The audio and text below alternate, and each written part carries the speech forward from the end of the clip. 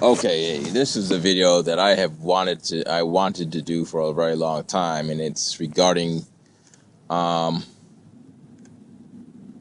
our social attitude toward work. Our social attitude toward work and family. And family, I could mean a, a marriage that has kids or a marriage that does not have kids. So if that's what I mean by family, that's what I mean. Okay.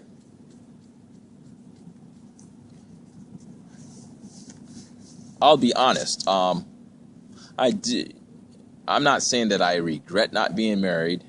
Uh, Fundamentally, I won't say that, but I will. I do. I do think that if I was married and if I had somebody that was a lifetime partner, okay, and from that life, from as a result of us being romantically involved and us agreeing to have children, I had children and I never went to college.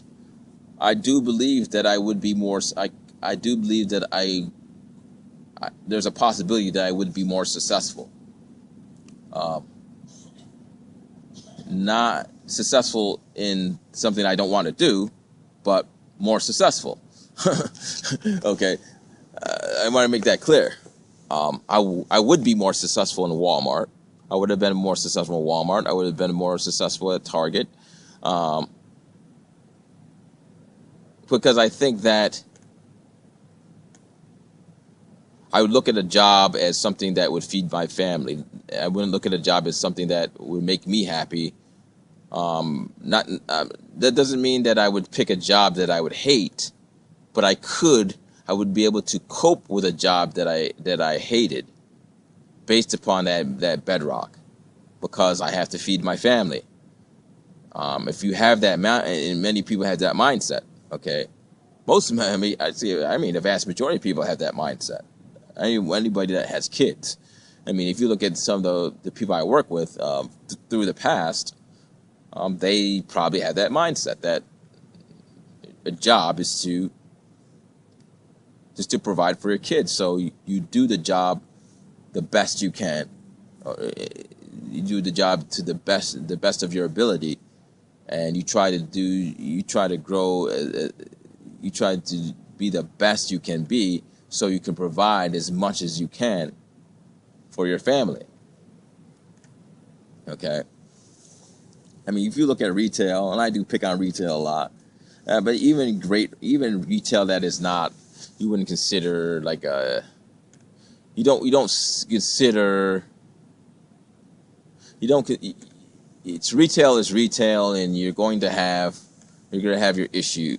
You're going to have your issues no matter where you go in retail, but there's some retails that are above, that are more,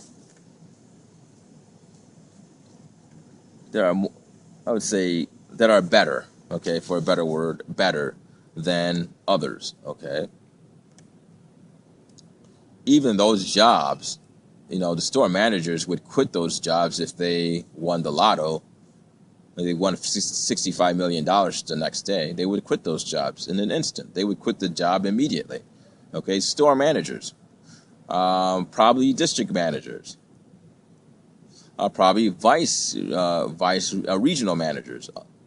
Now, the CEO of big companies, they probably perhaps would not quit, okay?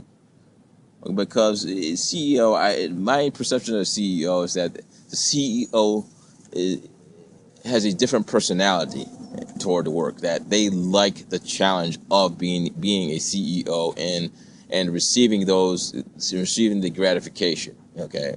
Because they're on TV. I mean, if you're the CEO of let's say, I don't know, CEO of Toyota, okay, and you have enjoyed the taste of being on TV, being in the business news and world report, having your picture taken. I mean, you're somewhat of a rock star. I mean, look at what's his name, Jobs. Jobs is the CEO of Apple. He had that type of rock star appeal. And this rock star appeal has existed, you know, probably even before TV. I mean, I'm sure the Rockefellers were known, or those oil tycoons were known. Okay, those are glamorous jobs. Not the job itself is glamorous. Okay, there's a difference. The job itself is brutal. It's hard work. It's challenging. It's harsh because you have a higher level of responsibility. Okay, but the challenge and the accolades. I mean, they like it. Well, first of all, they like the job because of the challenge, and the challenge results in the challenge of it. The higher the stakes, the greater the accolades. If there were no accolades, would they like it as much? Perhaps not. I mean, you know, some of these CEOs, if they don't own the company, they probably would not run the company. I mean, if it wasn't for, you know, the massive sophistication of media for the last 100 of years. Okay. So CEOs are different. Doctors are different. Doctors, they're stressful jobs. Their job is not pretty. I mean, a lot of times they got to deal with a lot of gross stuff. Okay. I know they're trained to get it out. You know, walk here. I know that they're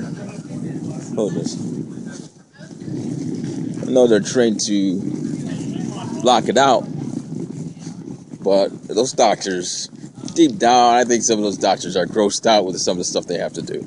Okay, so it's not a pretty job all the time.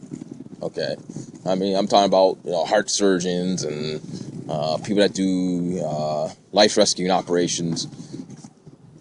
Those type of doctors that, I mean, really, you know, they're the ones that are trying to mitigate cancer or doing research to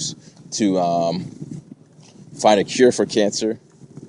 Those doctors, if they won $65 million, they would never quit. Okay, even if there were a lot of stressors in their job because of the nobility in the job. Nobility in saving somebody's life. I mean, these doctors are not well known. A lot of these doctors are not well known, and it doesn't really matter because just the fact that they can save somebody's life is enough. Okay.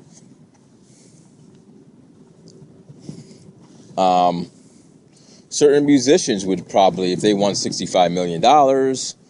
Let's say that, you know, even if they're popular already, let's say that they won $1 billion, they would not quit their job. They love making music. They probably, you know, perhaps if they're, you know, top 40, they're a top 40 artist. Perhaps, I'm not saying it is the case all the time. Perhaps they may change their sound or be more risky with their sound or take more risk with their sound, because the financial consequences are not there. Now, I don't want to feed into a stereotype that many of the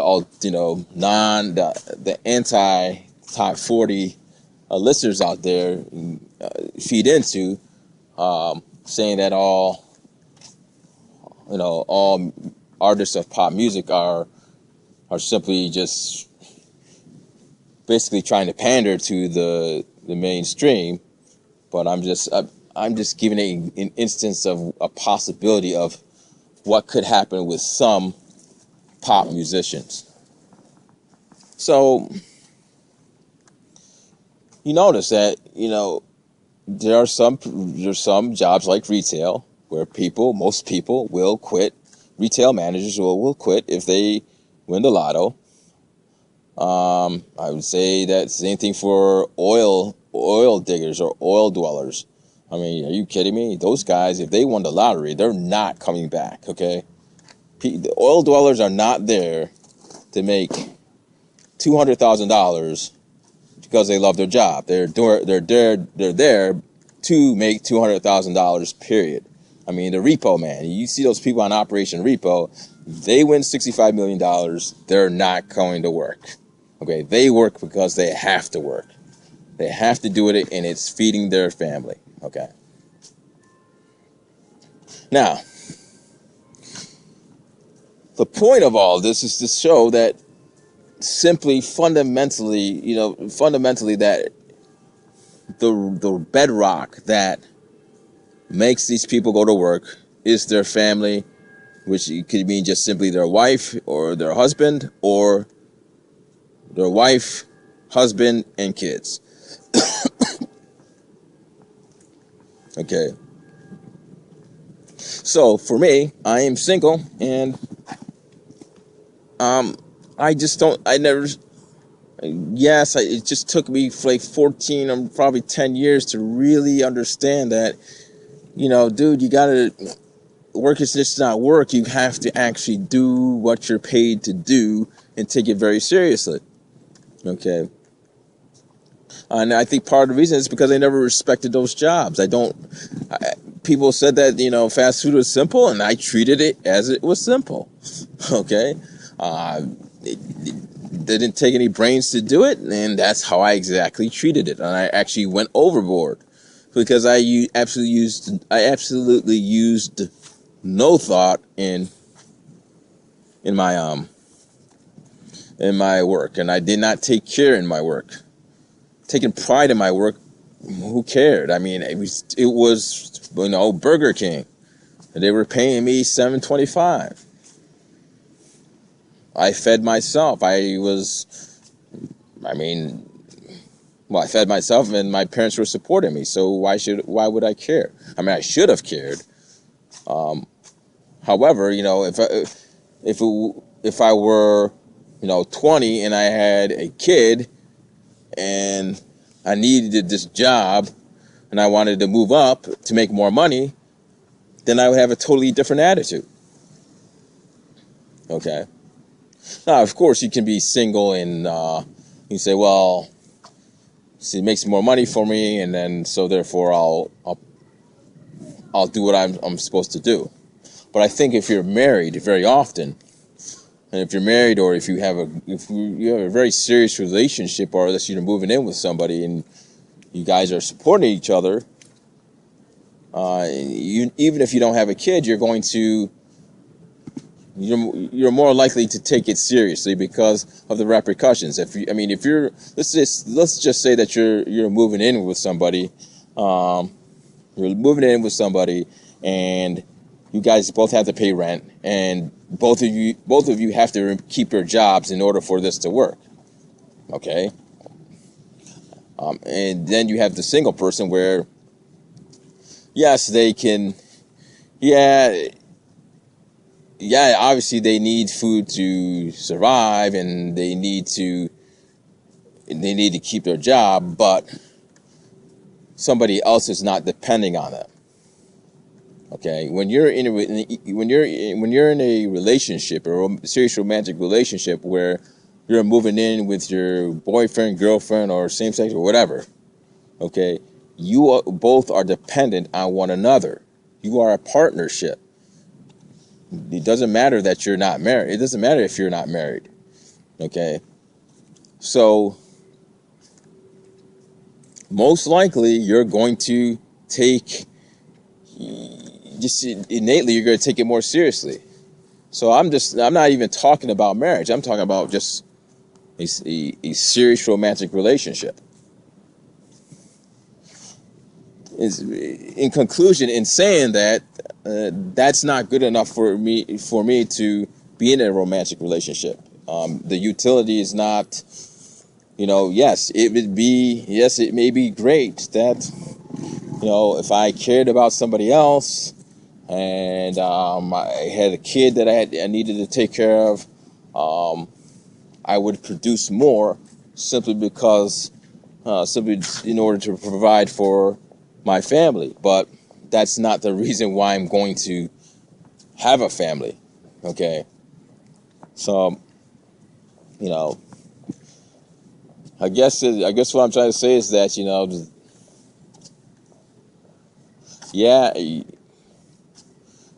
yeah, you can sit there and